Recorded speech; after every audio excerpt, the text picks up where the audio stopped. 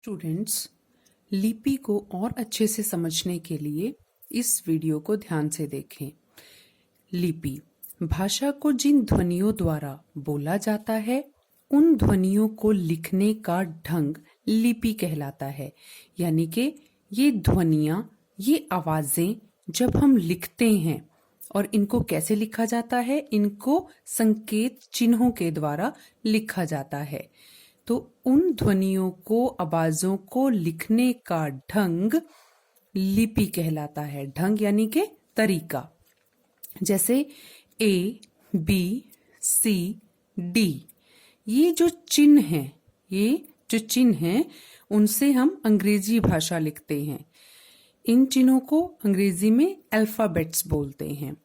इसी प्रकार हिंदी में अ, आ, ई, ये वर्ण कहलाते हैं और इन वर्णों से हिंदी में वर्णमाला बनती है और वर्णमाला से हिंदी भाषा लिखी जाती है। इसी तरह पंजाबी में ऊड़ा, एड़ा, ईड़ी, सस्सा, ये जो आवाजें मैं निकाल रही हूं और ये जो चिन्ह आपके सामने लिखे हुए हैं, इनको अक्षर बोलते हैं और पंजाबी में इसको बोलते हैं अक्षरमाला। यानी कि अक्षरमाला से पंजाबी भाषा लिखी जाती है।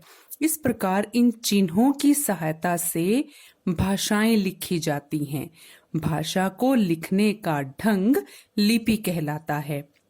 अब जैसे अंग्रेजी की लिपि रोमन है, हिंदी की लिपि देवनागरी है और पंजाबी की लिपि गुरमुखी है। तो बच्चों, आप ध्यान से समझो कि भाषा को जिन ध्वनियों द्वारा बोला जाता है और उन ध्वनियों या आवाजों को लिखने का तरीका लिपि कहलाता है। और लिखने के तरीके के लिए कुछ चिन्हों की आवश्यकता होती है। इन चिन्हों को अलग अलग भाषाओं में अलग अलग नाम दिया गया है।